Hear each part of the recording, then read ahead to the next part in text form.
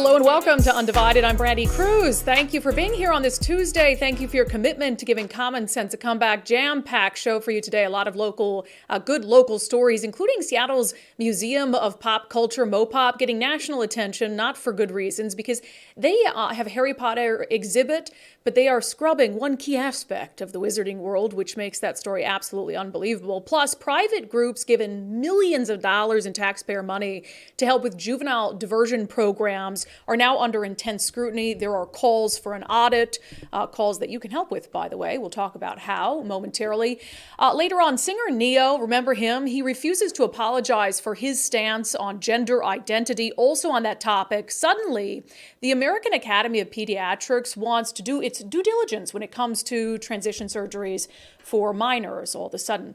If you've not become an Undivided subscriber already, please do so. It's how we continue to keep this show independent. You can sign up for $5 a month at undividedpod.com. Before I dive into the top stories today, I'll just say it's nice to be back with you. Nicole and I had a wonderful weekend at Watershed. Although, Nicole, it was one of the worst watersheds we've been to, but it's still fun. A bad watershed weekend. I mean, it was bad weather. That was the biggest kind of damper on the weekend, was bad weather. Raining and wind. So, but it wasn't just that. It delayed the first headliner on the first night, Cody Johnson. They said it was a wind delay, which I don't really believe, but I digress. And then Luke Bryan canceled because he was sick, and he was the last night's headliner. But Lainey Wilson was great. She stepped up to the plate. But yeah, we have this great setup that includes a giant pool, and we typically just sit in it all weekend. But it was too cold. I know, so we were freezing. So we just sat there looking at our beautiful pool. Yeah, the best looking pool of all of our years. But. Super bummer. But again, thanks for letting us take the weekend off. Yes. We had a good time, and I'm a little tired today, but I digress. Maybe it's a long hangover. So, all right, we'll talk more about that in comments coming up later, because we already got some questions about our watershed experience. But as we were gearing up to leave over the weekend, I was getting some text messages about some issues at some potentially elections offices across the state. And this is one of those stories where we didn't want to send people into a panic, and the information was really sketchy. And so we were going to do it on the Thursday show, and we thought we just need more information to come out about this, because it has to do with white powder and envelopes. And whenever you talk about white powder and envelopes, if you've been around long enough, you know that can send people into a frenzy. But we have received some confirmation, and we did over the weekend, from elections officials in King County. Here's a story from Fox 13. The headline: traces of fentanyl found in suspicious envelope sent to King County elections officials. And actually, we received a statement from King County Elections, and I'm just going to read it for you because it explains kind of what happened and what did not happen. It says, this week our office received a suspicious letter that made reference to white powder, though none was apparently visible in the envelope or on the letter. The letter arrived in a plain white envelope with our regular mail, not in a ballot. I think that's a key distinction. It was postmarked out of Portland. King County Elections tells us, immediately flagged by staff, the letter was isolated, reported, and turned over to the United States Postal Inspection Service. They analyzed the envelope and its contents and reported back to us that they found trace amounts of fentanyl. No staff were harmed by the incident, nor were operations or ballot processing impacted. The mailroom was closed for a few hours and deep cleaned. But then as that was happening, I was getting information out of Okanogan County that there was also an evacuation in Okanogan County of their courthouse. In fact, I was sent a picture by someone at the scene that showed some tape in front of the courthouse and a law enforcement vehicle out front. And also there was an alert sent out that said, on Wednesday, August 2nd, the Okanogan County Auditor's Office notified the Sheriff's Office of an unidentified substance in the Auditor's Office. Fire department, Lifeline deputies were advised of the situation and responded. Due to the nature of the circumstances, the entire courthouse building was evacuated. While the investigation is being conducted, the entire courthouse will be closed until further notice. And so here you have, again, the auditor's office. So there were some concerns at the time that this might be related to a ballot because, of course, the primary election was last Tuesday. We're still waiting for additional information out of Okanogan County, but I think that's terrifying whenever you hear of potentially any sort of substance being sent in to elections officials or offices that deal in some way with elections. And so I wanted to let you know that we were aware of this, we were monitoring it. But again, it's one of those stories where unless you've got, additional information, you don't just want to throw it out and say, hey, some white powder might have been sent in a ballot to elections officials. And so we are working to get additional information. We'll probably update this story tomorrow after we reach out to elections officials again. However, I think that this unfortunately pairs with a story that we did on Sundays with subscribers just this past Sunday, where we had on former Washington Secretary of State Kim Wyman, who, as you know, she was elected for another term. She ends up leaving to take a job in the Biden administration doing election security work. And now she's announced that she's left the Biden administration and she's going to be doing work with the Bipartisan Policy Center when it comes to trying to recruit and keep elections workers. And again, this has been a job that I think for many, many years kind of went under the radar. People would volunteer or they'd be hired full time to work on elections. But then when, I think conversations around fraud in elections and alleged stolen elections and the vitriol and divisiveness around that issue, it's not a surprise that it has become more difficult to keep seasoned election workers in the job and to convince people to become elections workers. And so that is going to be the primary job of former Washington Secretary of State Kim Wyman for the Bipartisan Policy Center. And she joined us on Sundays with subscribers to talk a little bit about the issue at hand. We've seen a real exodus of experienced election officials, both at the state level and the county and local level, that's alarming. And so what they want to do is kind of do a deep dive, find out the impact that has on things like retention of seasoned election professionals, retention of poll workers for that matter, for extra help people, and then what things do election officials need to be successful going into 24 and beyond. And so right now that is kicking off and kicking into high gear, and I'm really excited to be a part of it. They've had a task force for about a year now, I think, getting information from election officials from across the country and really trying to identify the problem and then figure out solutions. Yeah, it's interesting because we talk about, and we were just talking on the show earlier this week about, efforts to recruit and retain police officers, for instance. And we know the negative implications if you can't do that. We see it every day on the streets and how it's reflected in public safety and how it has to change the landscape of policing. But for elections professionals, when you have a hard time getting people into those positions, keeping them in those positions, what does that or could that mean for the landscape of elections and how they might have to change to adapt? Well, the first layer is elections is a very technical profession. It takes decades to really understand all of the subtleties of it and the layers of security, for example, that you have to build in. And I can tell you from my experience, it takes about 4 years of going through every type of election before you really even feel comfortable in doing what you're doing and feel like you know what you're doing. And so as we go into 24, we're going to have election professionals that have never done a presidential election.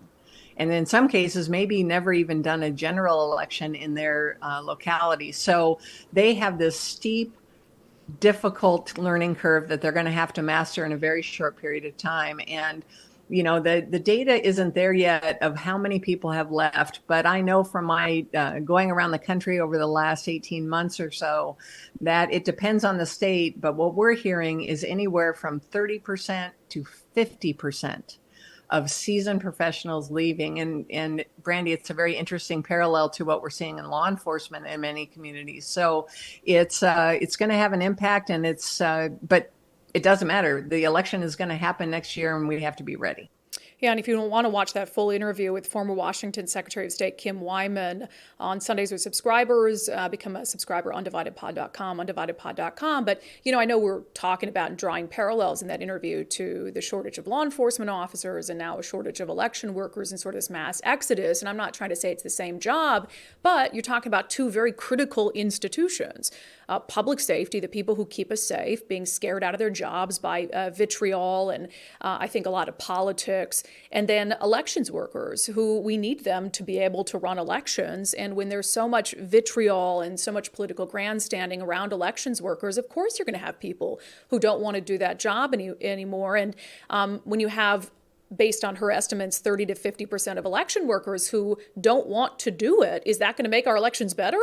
I tend to think not. And I'm not saying that we can't have legitimate conversations and questions about election workers and about how elections are run and opportunities for fraud and potential fraud. But we also have to do it in a way where we're not scaring people away. And there's been cases of threats against election workers. And now, I mean, this latest story really freaks me out. I mean, some wackadoo sending, letters with powder or fentanyl to one, potentially two elections offices. And so this is scary stuff. But again, it ties in, unfortunately, to the conversation we had with Kim Wyman on Sunday. We need to have qualified election workers. But if you're competent and qualified, nobody wants to do a job where they're going to get threatened, harassed, intimidated, etc. It is a big issue. And I think that we're only at the beginning of it. And so it's certainly something we need to keep our eyes on. All right, coming up next, do you remember in the summer of 2020, the summer of love, as it was called, all these private entities were getting just money thrown at them for the sake of race and social justice issues. The same was true for people who were part of the, no youth jail movement, where they don't want juvenile offenders in traditional secure facilities. Well, now there's a lot of questions, not surprising, but a lot of questions around, the organizations that money went to, how it's being spent, and whether those organizations are actually having any sort of impact on the issue they were given money to address. So we'll talk about that coming up next. But first, I have been preaching First Mark Insurance. I'm a member of the First Mark family. Mike and I took the First Mark Challenge back in the spring, and we are so glad we did. Basically, what it entails is you meet with First Mark. We did it virtually, just for a couple minutes, talk to them about your current insurance, your insurance needs, and then they'll go out and shop the market for you at no cost to you. And it could end up saving you a lot of money on your insurance and getting spectacular customer service in the process. Here is Dave Taylor. He's the CEO of First Mark. The First Mark Challenge, it's simple from a consumer standpoint, right? It's simple, it's free, it doesn't take very much time, and it's going to help you feel confident about your coverage, one way or another. And you said earlier, low pressure. We are no pressure, right? At the end of the day, when we get done and we look at that spreadsheet, we're going to tell you, you're going to see the facts in front of you.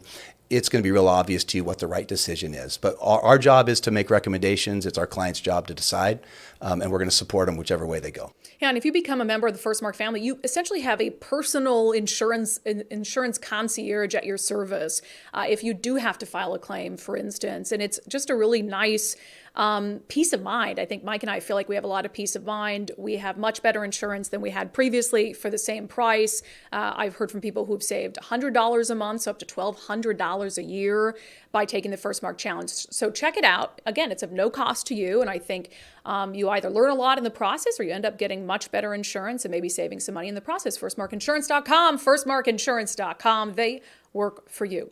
All right, the following segment is brought to you in partnership with our friends over at Future 42. Turn your frustration into action at future42.org. And we have an opportunity today to turn frustration into action. And it has to do with outside providers who are working in King County's juvenile detention and diversion atmosphere. So we talk a lot about the homeless industrial complex, which I really think is a thing, where you have these outside providers who are being funded with taxpayer money.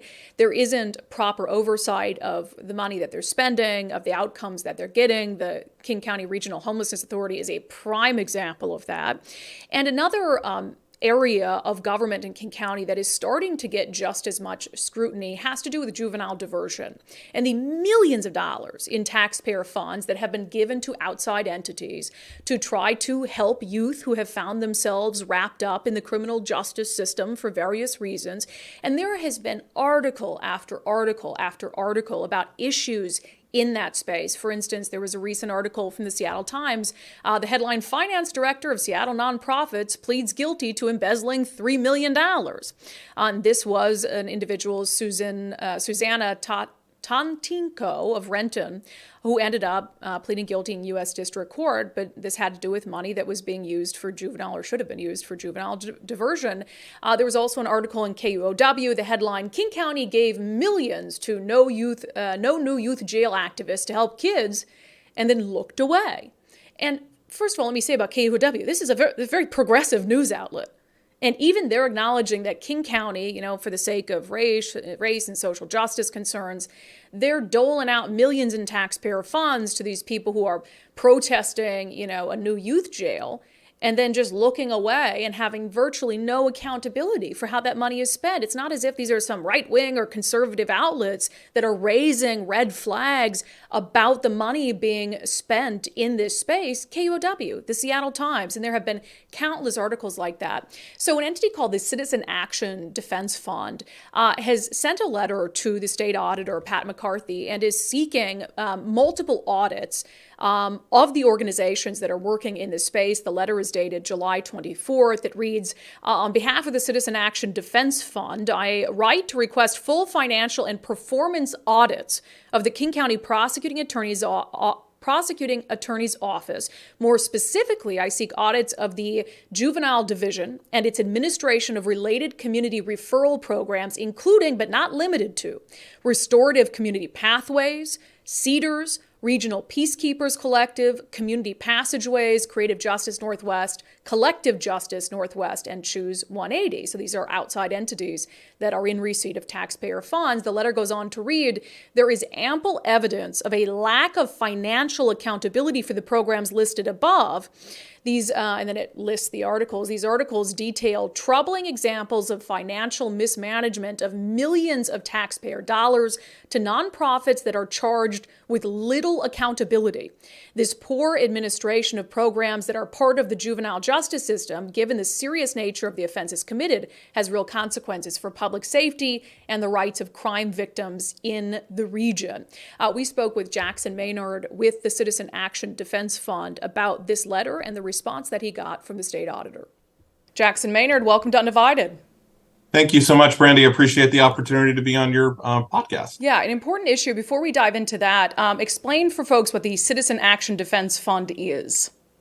Yeah, we're a nonprofit litigation group. We engage in strategic litigation throughout the state, in Washington state. And basically, we take on government overreach. We sue on constitutional issues against the legislature, state agencies, anytime they're violating the Constitution or the law and not playing by the rules that everybody else has to play by, we'll be there and we'll be raising issues. And in the interest of full transparency, since I'm an ambassador for Future 42, it's fair to say that these two things are under the same umbrella, correct? They are. Gotcha. Yep. So let's talk about, it sounds like, I think when people request an audit, for instance, there might be one big glaring issue, something that cropped up. You're like, hey, now you need to look into this organization. But it seems like for our juvenile diversion programs, it's not one thing, it's a lot of things. It is a lot of things. And I realize that talking about audits may not be the sexiest thing to sort of, go over in a podcast, but it's a really, really important issue because these are really, really important programs. And I can say that because I used to be a juvenile prosecutor. That was my first job out of law school. My first day, I went down and handled juvenile detention hearings in another state. So I've seen how these programs can work and how important the work of being a juvenile prosecutor is. So I have tremendous respect for it. But given the articles, and there have been several, we've attached 7 different articles that have come out really mostly in the last few weeks of problems in the King County Juvenile Division. It absolutely is really, really vital that I think the state auditor get to the bottom of what's going on, both financially and in terms of the management of these juvenile detention programs. And as you mentioned, some of these articles go back to 2020 even. And are there any among them when it comes to mismanagement of funds or potential mismanagement of funds that to you is most concerning?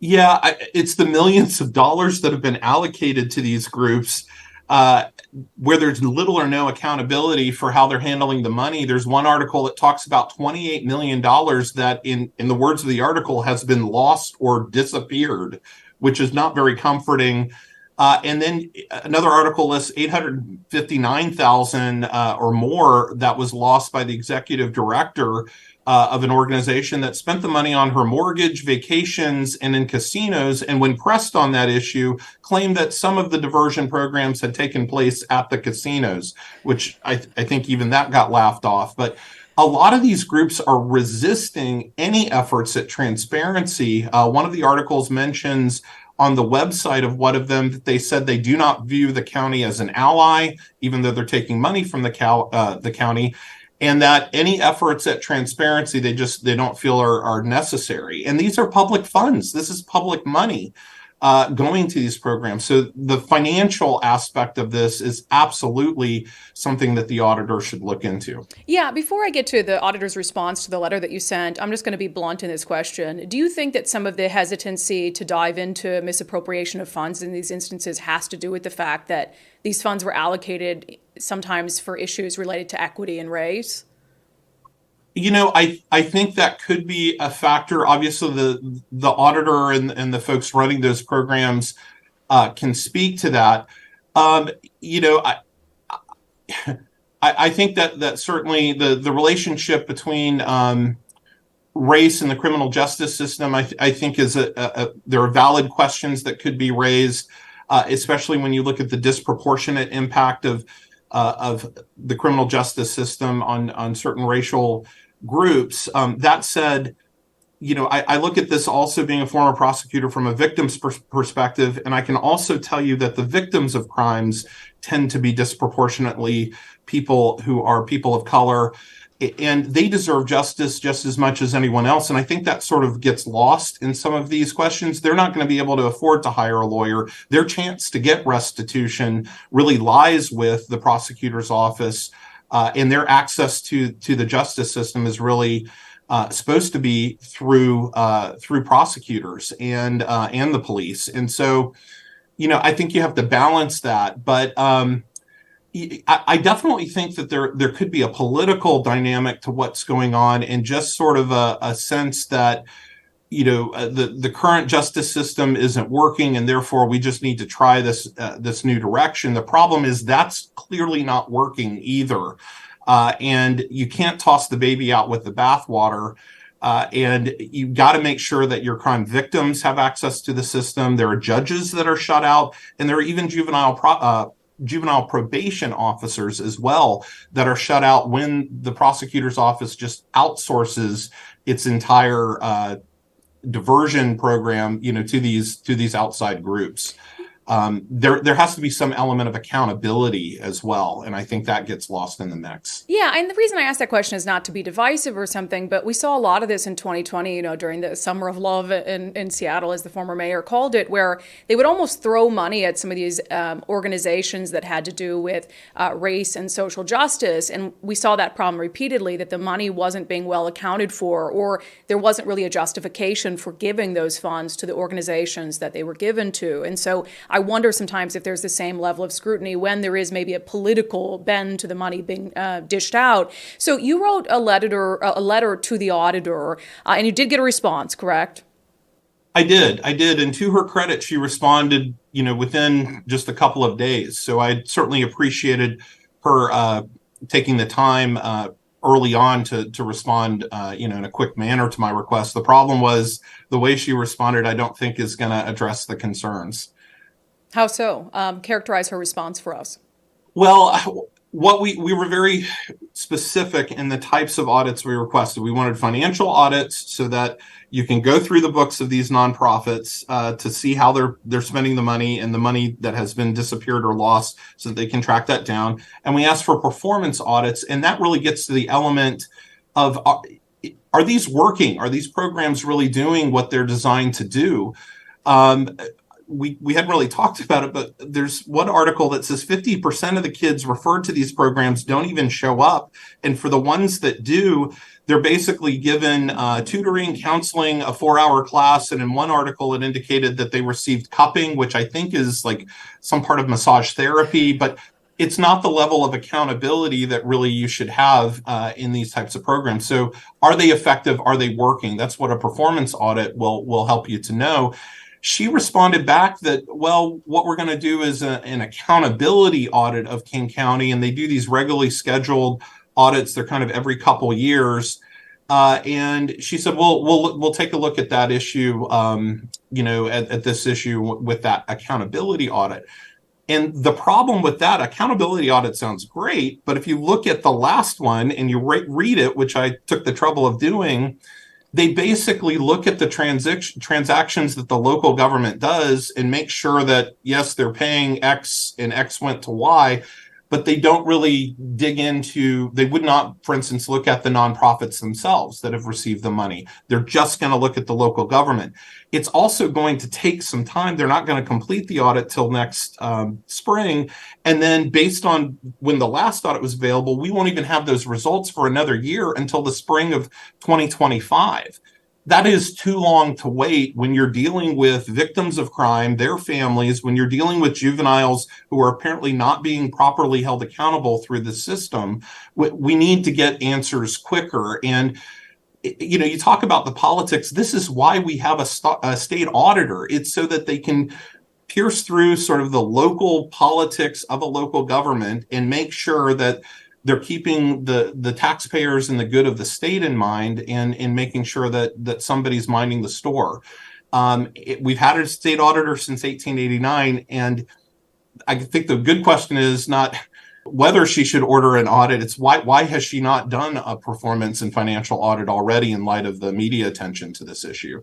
And have you thought about an answer to that question? Well, I think the ball's in her court. I certainly want to, give her the opportunity to respond. I did say, look, we need you to address the concerns we've laid out about why an accountability audit won't work. And I'm hopeful that she will do that. Again, prosecutors have a tremendous amount of discretion. I get that. And I think she's trying to allow some space for the King County Prosecutor's Office to have that discretion. But, speaking as a former prosecutor, that discretion is not unlimited. They're still constrained by the law, and they still need to make sure that what they're doing complies with the law. They can't just create their own criminal justice system in King County. And I really feel like if she takes the time and does the types of audits we've requested, not only will she provide some needed transparency to these programs, but also they'll be able to make some changes that I think will hopefully help people reduce crimes, hold juveniles accountable, and get some victims some closure as well. Yeah, and I think you've made the case throughout the interview, but if you could just drive it home, regardless of the political leanings of people who are watching, regardless of how they feel about youth jail and juvenile detention, why is it so critical to make sure that we know and can account for all this money and the outcomes of that money? Well, it's a public trust. The fact that is when the public gives funds to their elected representatives, they deserve to know that money is being used wisely. And that's, again, why we have a state auditor to make sure that that's happening.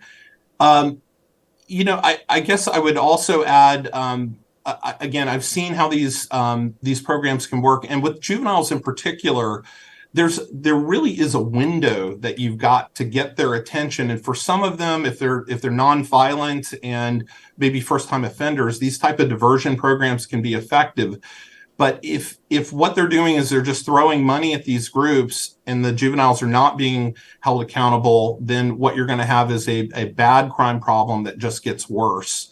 And that's not going to work. I will say, too, that this issue was brought to my attention by a family member of someone who was a minor victim of a very, very serious crime in King County. I'd rather not go into specifics about it, but this family member was the person that said, in light of their experience, you really need to look at what's going on at King County. And that started me down the road of looking at the articles. So these are real people that are affected, real families and real victims. And I really believe some changes need to be made. Yeah, and I think you made a great point in there, and that's that I think we're all in agreement that for juvenile offenders, if there's an opportunity to help set them on a better path, we all want that. But that has to mean that we make sure that the diversion they're getting is is somewhat effective. It's not weird cupping massage therapy or whatever it is. I mean, that should be something that we can agree with regardless of our political leanings. Let's end with this, Jackson. Is there a call to action here? If folks are hearing this and they're frustrated by it, is there anything that they could do to help this along? There is. Yeah, we're just asking them, and you can, check our website, but if you could reach out to the state auditor and ask her to do a financial and performance audit, a real audit of these programs, I think that would really help as she's weighing how to proceed. And so we're just asking folks, if they're interested in this, to reach out to her and let her know their opinion on that. All right, we'll get our viewers and listeners on it. Jackson Maynard, Executive Director of the Citizen Action Defense Fund. Thank you so much for taking the time. Thank you, Brandi. I really appreciate the time. And again, that kind of stuff shouldn't be controversial. I mean, regardless of where you are politically, wanting to make sure that the money that you're giving to the government, the hard-earned money the government is taking from you, is actually being spent to good effect. And if you care about, even if you are on the far left side when it comes to whether juveniles who commit serious crimes should be incarcerated or if they should get a slap on the wrist, making sure that there are programs that are actually effective in ensuring that they don't commit crimes again and ensuring that they stay on a better path. In order to do that, you have to make sure that the money being given to these programs is actually being used to do just that. So again, it should be non-controversial. So we will share and continue to share the email for the state auditor's office. You can email or call the office to make sure that they follow through with this, because again, I think it's very non-controversial. So thank you again to Jackson Maynard and the Citizen Action Defense Fund for taking the lead on this. And that segment was brought to you in partnership with our friends over at Future 42. Turn your frustration into action at future42.org. All right, Seattle's MoPop, the Museum of Pop Culture, wants to celebrate Harry Potter without celebrating the woman who created Harry Potter. Let's get to it in our segment, Unbelievable.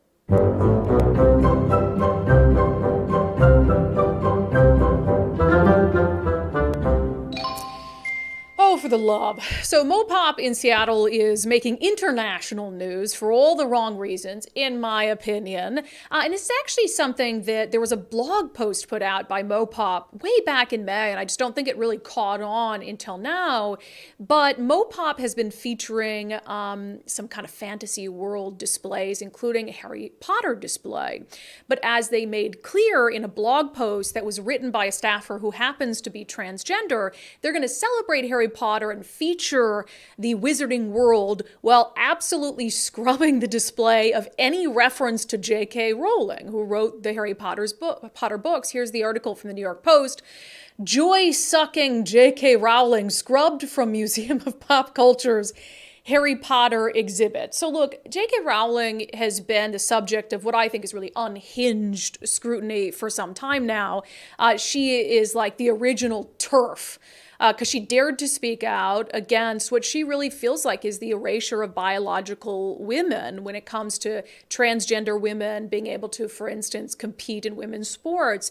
And so she's been called a transgender exclusionary radical feminist and has just been vilified even by some Harry Potter fans, again, in an incredibly unhinged way. And so here you have MoPop that wants to celebrate and feature a display of Harry Potter and the Wizarding World, but Chris Moore, who's a project manager at MoPop, he also happens to be transgender. He writes this blog post that went on to say why they are not going to have any mention of J.K. Rowling in this exhibit. The title of the blog post was "She Who Must Not Be Named." It went on to say, her transphobic viewpoints are front and center these days, but we can't forget all the other ways that she's problematic. The support of anti-Semitic the support of anti-Semitic creators, the racial stereotypes that she used while creating characters, the incredibly white Wizarding World, the fat-shaming, the lack of LGBTQIA+ representation, the super chill outlook on the bigotry and othering of those who don't fit into the standard Wizarding World, and so much more. For the love of God. You have to try hard to be that offended by everything and by books written. Nicole, will you look up, when was the first Harry Potter book written? You find the year where J.K. Rowling started to write Harry Potter, because wasn't she homeless on a train, traveling across the world when she started to write it? So find that out for me, because I have a thought on that. Looks like 97. Yeah, 1997. And you're like canceling her in modern day for having views on issues that like weren't even relevant in 1997, for not having LGBTQIA plus representation like in her. It's the wildest stuff. So this guy goes on to write in the blog post, this certain person, they won't even say her name. They won't even say her name, is a bit too vocal with her super hateful and divisive views to be ignored. For the time being, the curators decided to remove any of her artifacts from this gallery to reduce her impact. Reduce her impact. She wrote the dang books. There wouldn't be a Harry Potter without JK Rowling. He goes on to write, it's not a perfect solution, but it's what we were able to do in the short term while determining long-term practices. How about you don't feature Harry Potter then? If you have so much hate toward the woman who created this universe that you obviously think enough of to feature in the museum, can't J.K. Rowling tell him, no, you can't feature Harry Potter in your museum? There must be some rights she has over Harry Potter stuff where she can say, no, if you're going to scrub my existence when I created this universe, that's unbelievable. And I'm not going to allow you to feature my stuff in your museum where you're going to charge people money for entrance to the exhibit. It's absolutely unhinged, ridiculous, unbelievable stuff, as is most of the controversy around J.K. Rowling in the first place. How people want Harry Potter without the creator of Harry Potter, who's been canceled for having the audacity to suggest that maybe for instance, transgender women shouldn't be allowed to compete in competitive sports against biological women. I mean, this is really unhinged stuff. I will never go to MoPop. I will never go to MoPop to support people who have that much unhinged hatred toward someone like J.K. Rowling. I mean, it's absolutely ridiculous. And there was this other aspect of the response. I got to read this because it's just ridiculous. So the museum told the Telegraph in a statement, MoPop is proud to support our employees and unequivocally stands with non-binary and transgender communities. In an increasingly divided world, pop culture can unite, inspire, and spark important conversations. In an increasingly divided world, pop culture can unite, inspire, and spark important conversations. How are you helping with that? How are you using your pop culture museum to unite, to make sure that our world isn't so divided? When you have so much hate wrapped up in what you're doing, that you are going to feature Harry Potter while completely ignoring and, bashing and vilifying and demonizing the woman who created it. And you think that you're doing something to help the divides in our country? You think you're doing something to use pop culture to unite, inspire, and spark important conversations? Absolutely unbelievable. Ridiculous. All right, coming up next, has the American Academy of Pediatrics softened its position when it comes to whether children should be allowed to get, for instance, transgender surgeries? It seems that the American Academy of Pediatrics is now wanting to take a closer look at potential detrimental impacts to those surgeries. So we'll discuss that. But first, we've been talking about our friend Wes Jones, a wonderful real estate agent in our area. He and his team have a great marketing strategy to make sure that not only the most possible eyeballs get on your listing, but that your home is in peak condition and ready to sell so you get the best possible offers. They have something called the Listing Boost Concierge Service, which is a great tool to be able to take advantage of. So we're going to come in, number one, and we're going to inspect a home, do a pre-inspection. We're going to find out all those little hidden bugs that, a buyer may be concerned with. And if a seller wants to do some cosmetic updates, whether it's flooring, whether it's lighting, countertops, even a kitchen, we're going to help guide them through that. So the Listing Boost Concierge Service, what we can do is we can project manage those rehab projects. We have a list of contractors and preferred vendors that we like to work with and have a ton of experience with, and we'll take that off a seller's hands. We'll go ahead and run that project for them, and we even have some options where they can pay at closing out of their net proceeds. Yeah, and that's awesome to be able to take a lot of stress out of the home selling process. But if you don't know if you're ready to sell your home, or you don't know for sure if you need the Listing Boost concierge service, a really great place to start is just go to sellwithwest.com and start by simply using their home value calculator. You can go on there, you can see how much your home is really worth, and it might be more than you think. So sellwithwest.com, sellwithwest.com, a better way to sell your home. All right, dipping outside of Washington State for a moment. What has been like the primary complaint, I think, about reasonable, rational people when it comes to children and transgender surgeries? I think it's been that we really don't know the long-term implications of them. They haven't been around long enough. They haven't been studied long enough to really understand, okay, how many of these youth that get some sort of surgery to alter their gender regret it later in life? What are the negative implications of it? What are the side effects of it? And people who have dared to say that in recent years are vilified. They are absolutely outright vilified for suggesting the very reasonable step of saying, hey, maybe there needs to be more study done. Maybe the medical world needs to look at these things a little more closely before we allow children to do something that might alter the course of their life in a negative way. So here you have people who are being outright vilified for it. And now what is the American Academy of Pediatrics saying? Well, now they're saying, hey, maybe we have to study this a little bit more. Well, you don't say. So here's the article from the New York Times. Medical group backs youth gender treatments, but calls for research review. It says the American Academy of Pediatrics renewed its support of gender care for minors while commissioning a fresh look at the evidence. And it goes into this, and again, so the New York Times starts by, from the position of, they're saying, yes, we back these gender-related treatments for children, reaffirming a position that it took in 2018. But it goes on to say, the influential group of doctors also took an extra step of commissioning a systematic review of medical research on the treatments, following similar efforts in Europe that found uncertain evidence for their effectiveness in adolescents. You're telling me that's an extra step? Shouldn't that be like the first step? Before a group of doctors that is incredibly influential in the care of kids across our country tells parents that, oh yeah, we support these sorts of surgeries for youth and for adolescents, and now the group is saying it's taking the extra step of commissioning a systematic review of the medical research? Why are you not doing a systematic review before you sign off and put the weight of your expertise behind something like that? It's really crazy stuff.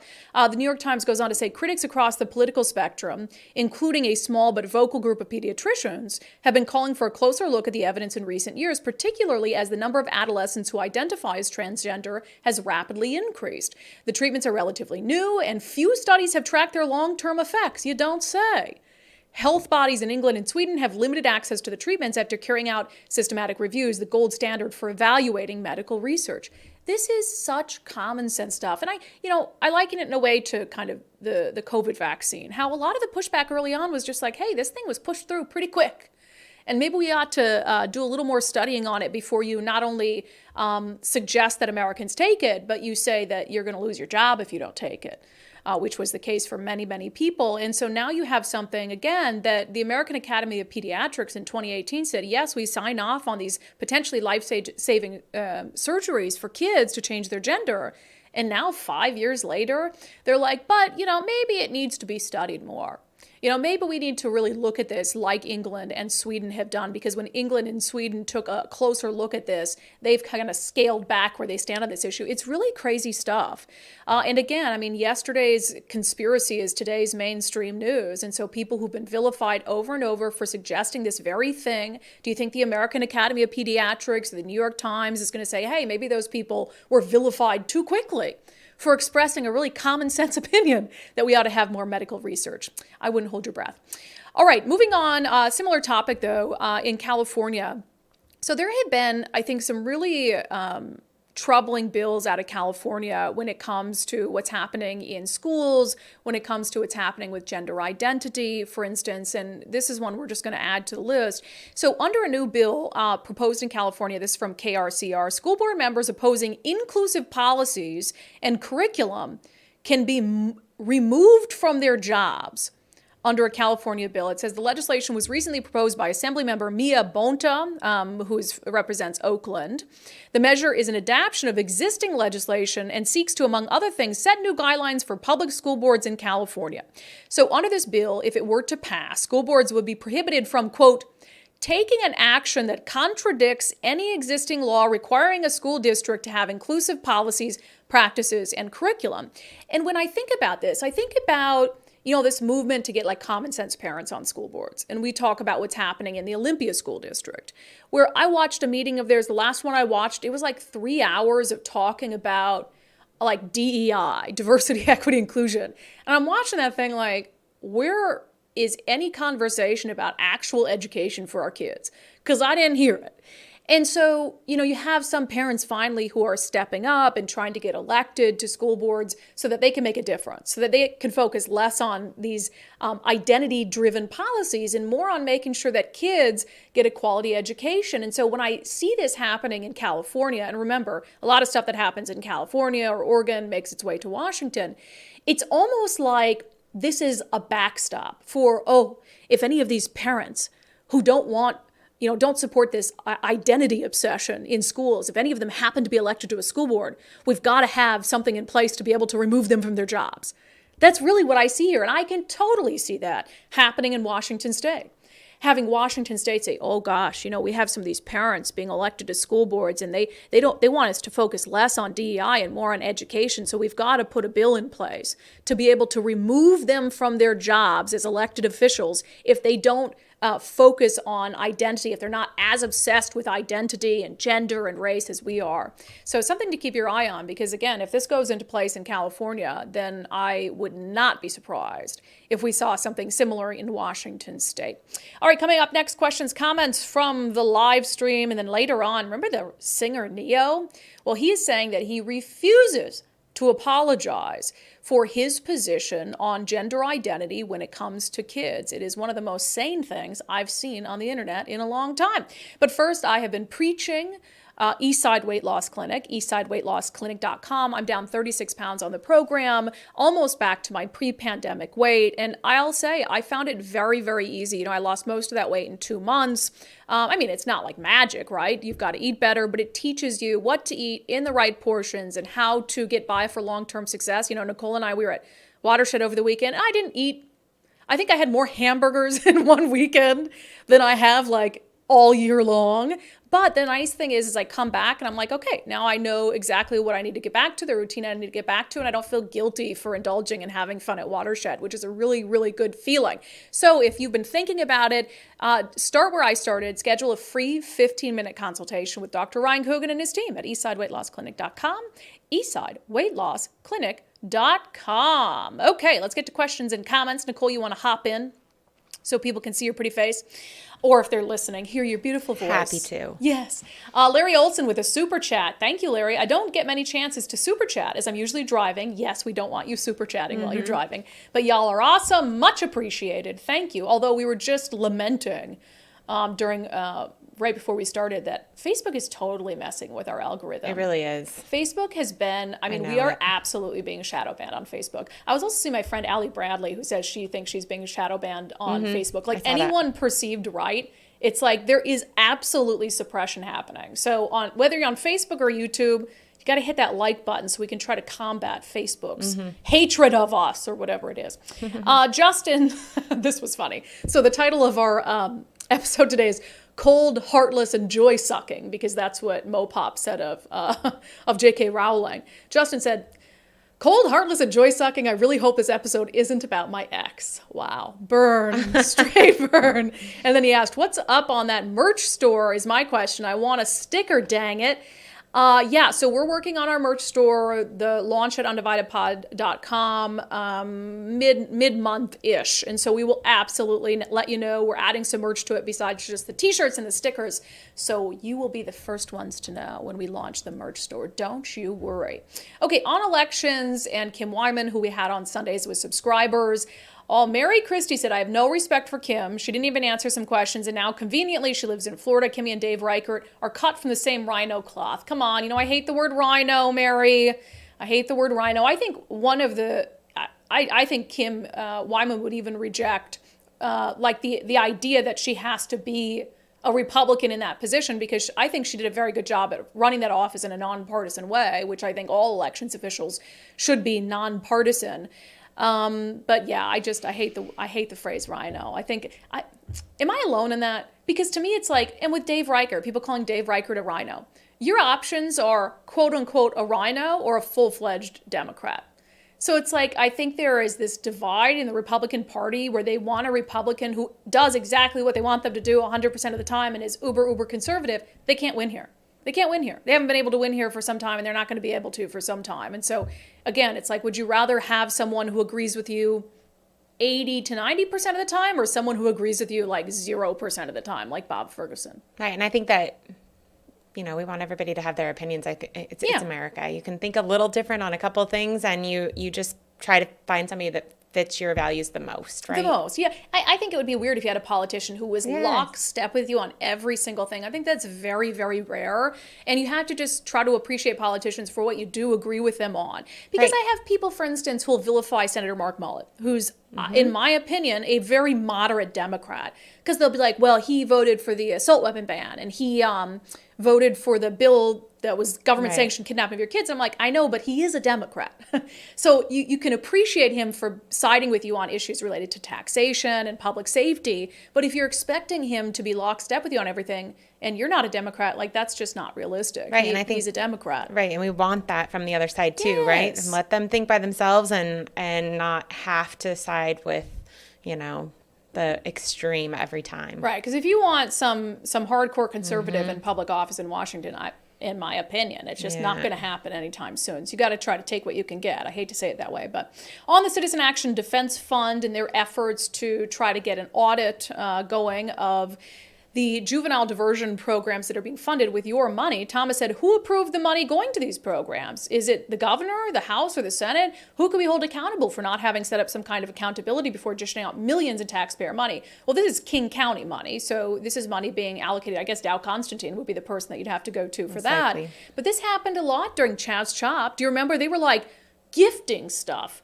And like they created for Andre Taylor the street czar. Right. Because they were hoping that he'd help them get the people out of the occupied protest zone, which he wasn't even able to accomplish. And so they awarded him with some lucrative, 6-month thing that they didn't renew because nothing came of it. So this stuff happened a lot. And I do believe that the lack of scrutiny is because it's tied to race and social justice. And they don't want to be like, well, we can't be unduly scrutinized. We can't unduly scrutinize these groups because that would be racist. Well, we can't do it. Rachel from Facebook said that we need an audit of all these. Oh, wait, no, sorry. Oceana, everyone knows accountability is racist. Yep, racist to hold these groups accountable, which is ridiculous. It shouldn't be political. That shouldn't be a political issue. It's the same thing I've said with homelessness, which is if you truly care about the homeless, if you truly care about helping the homeless, you should want to make sure every single dollar you've given to the government to help the homeless is helping the homeless. Otherwise, it's just the government throwing your money away, and there's no more people getting off the streets now than there was. So it shouldn't be a political divisive issue to make sure taxpayer money is spent well. Nobody is saying you shouldn't give them to these diversion programs, but there's a lot of programs out there, and we should give them to the ones who can prove that they're using it to actually help make sure that juveniles aren't committing crimes. It's ridiculous stuff. Sometimes it just baffles me. Two Ladies Midwest Adventures says, gosh, I can hear the frustration in just his voice. I didn't realize it was this bad. I think she's referring to Jackson Maynard just being like, dude, as someone who used to be a prosecutor for juvenile cases, him being like, this isn't helping the juvenile offenders. It's not helping the victim. So what is this money for if it's not doing that? And also, I could not believe, because I hadn't read this article, where he said one of the diversion programs, one of their diversion tactics was cupping, which is where they suction your skin. It's what is... Promotes blood flow. Oh, stupid. Snort jar gets one. I haven't had to give money to a snort jar in a while. I can't get my insurance to cover, massage or any of that. Some do, I know, but it's maybe you can find difficult. taxpayer funds to cover your massages. Maybe so. Oh my gosh, so bad. Todd said each nonprofit receiving state funds should be audited each year or at least every other year. Yeah, there needs to be more audits, in my opinion, of all this money is being spent. Rachel said we need an audit for all of the homeless nonprofits. I agree with that as well. On MoPop, wanting to celebrate Harry Potter, but not the woman who created Harry Potter because of completely contrived controversies. On Patreon, Eljo8916 says, I was a card-holding member of MoPop until a couple years ago. When they sent me a survey asking why I didn't renew my membership, I let them know I was unhappy with their customer service and that they were, I don't even know that word. Ensconced And sanctimonious. I've never heard the word ensconced before. Maybe encased, Enclosed, I would guess. In sanctum. It's very rare that someone puts a word that I've never heard before. So congratulations to Eljo8916. Nicole will look up the definition of that. I'm on Ensconced it. is what it looks like. In sanctimonious virtue signaling, and it continues to now. They ran an exhibit called Contact High about marijuana use in hip hop from 2021, only to follow up with 50 years of hip hop. So with their curators and staff, I don't see it ending soon, which is kind of weird and sad, but I won't be renewing my membership. And you speak with your pocketbook. I don't need MoPop to be canceled over, them canceling JK Rowling, but you absolutely get to decide where you spend your money. What does ensconced So mean? it means establish or settle in a comfortable, safe, and secret place. So they are comfortable in their sanctimony. I love that. I learned a new word today. Thank you, Eljo8916. Who's a Patreon subscriber. I should be paying you for the lesson that I got today in vocabulary. Casey says, women have come so far in women's equality, and along come men who think they're women and degrade all women have accomplished. Crazy. And look, again, if you're an adult and you want to identify as a different gender other than what you were born, I really don't care how you live your life. That's the libertarian in me. At the same time, I'm not going to sit here and act and pretend as if you should be competing against women in sports when women fought to be able to, have the same opportunities in athletics as men, but you have women who work their entire lives to be able to excel in women's sports. And then, you have a biological man competing against them. That's just ridiculous. And it doesn't make someone a bad person like JK Rowling to point that out.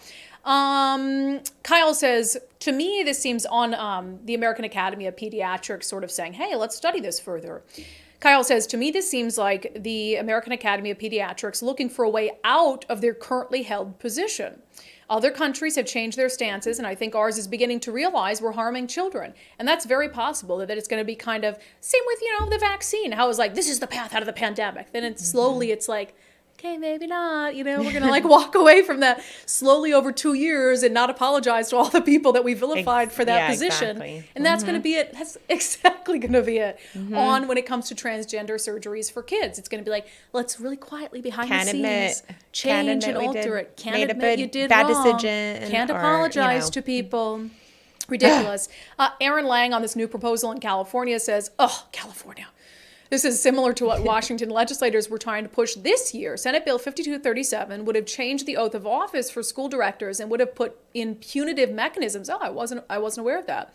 I went to Olympia and testified against this. It died in committee, but it will be back. Bet. Okay, we're going to flag that because contrary to popular belief, I'm not aware of every single bill proposed in Olympia. And so that is one that I was not familiar with, although it died in committee. So it'll probably be back. 100%. What California does, Washington just has to do. Exactly. All right, wonderful questions and comments today. Let's get to our closing. Did you have something, Nicole? No. Sorry. Did I interrupt you? No. No? Okay, No, let's get I'm to good. our closing sanity check.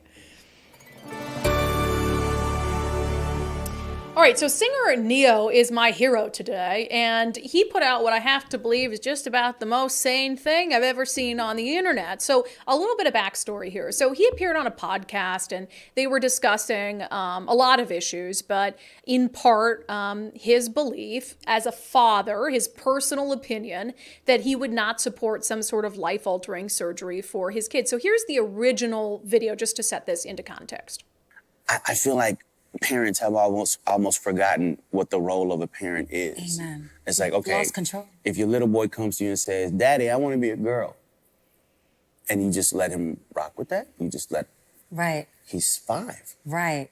And where did he get that If from? you let this 5-year-old boy decide to eat candy all day, he's going to do that. Exactly. Like, when did it become a good idea to let a 5-year-old, let a 6-year-old, let a 12-year-old make a life-changing decision for themselves? Right. When did that happen? Right. Like, I don't understand that. I don't get that. And to medicate these young kids that are 5, 6, growing up and knowing that it affects their brain, it affects their organs, it makes them sick, but they're not allowed to do drugs, they're not allowed to do alcohol. Right. We can medicate He them can't up. drive a car yet, but he can decide his sex. Right, right. What sexual orientation, and he can cut off his pee-pee, and that, to me, that makes no sense And whatsoever. so I don't know if this is true, but I heard a rumor that they either passed or are trying to pass a law in LA that states if your child comes to you and asks to do some of these things and you say no, they can take your kid from you. Yeah, that's true.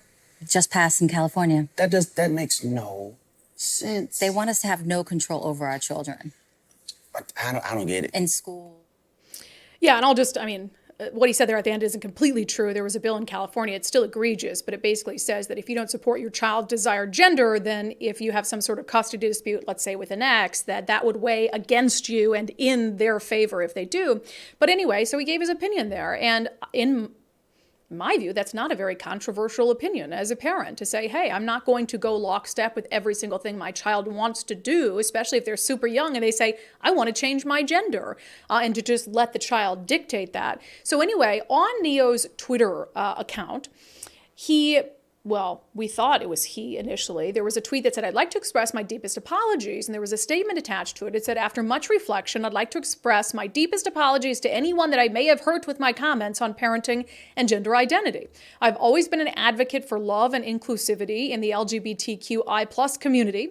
So I understand how my comments could have been interpreted as insensitive and offensive. Gender identity is nuanced, and I can honestly admit that I plan to better educate myself on the topic so I can approach future conversations with more empathy. At the end of the day, I lead with love and support everyone's freedom of expression and pursuit of happiness. Except Neo says that was an apology from his publicist and that he is absolutely not interested in apologizing for what he said. So here's the follow-up video he posted to Twitter, which again, I think is the most sane thing I've seen on the internet in some time. What's going on, loved ones? This is Neo. All right, listen. I normally don't give too much of a damn about what y'all think about what I do, what y'all have to say about what I say, whatever. I normally don't care because, like I said, opinions ain't special. Everybody got one. However, this is something I feel very strongly on, and I need y'all to hear this from the horse's mouth, not the publicist's computer. So check this out. First and foremost, I do not apologize for having an opinion on this matter. I am a 43-year-old heterosexual man raising 5 boys and 2 girls, okay? That's my reality. Now, if my opinion offended somebody, yeah, sure, I apologize for you being offended because that wasn't my intention. My intention is never to offend anybody. However, I'm entitled to feel how I feel. I'm absolutely entitled to feel how I feel the same way you are entitled to feel how you feel. I ain't asked nobody to follow me. I ain't asked nobody to agree with me. I was asked a question, and I answered the damn question, okay? I have no beef with the LGBTQIA+ community whatsoever. I ain't got no beef with y'all. Do whatever the hell it is you want to do. Do what you want to do with your kids. However, somebody asked my opinion on this matter, and this is how I feel. I will never be okay with allowing a child to make a decision that detrimental to their life. I will never be okay with that. I don't care. I definitely plan to educate myself a little bit more on this matter. However, I doubt that there's any book anywhere or any opinion that somebody's going to tell me that's going to make me okay with letting a child make a decision like that. That's just period, point blank, and that's how I feel. If I get canceled for this, then you know what? Maybe this is a world where they don't need a Neo no more, all right? And I got no problem with that. I'm a hustler, all right? I'll figure it out. I got kids to raise, and I'm going to do that regardless. So with that being said, y'all have a good day. I love everybody. Live how you want to live, love how you want to love, but your opinion is yours. Speak your opinion as much as you damn well feel like it. Because as I said, they're not important, they're not special. Everybody got one, and you're entitled to it. I'm entitled to mine, all right? Y'all feel how y'all want to feel. Have a great day. It's Neo. Peace and love. And that has been your sanity check for today. Neo, ladies and gentlemen, absolutely spot on. All right, thank you so much for being here. Thank you for your commitment to giving Common Sense a comeback. Great to be back with you. We have regular shows the rest of the week. If you have not become a subscriber already, please do so.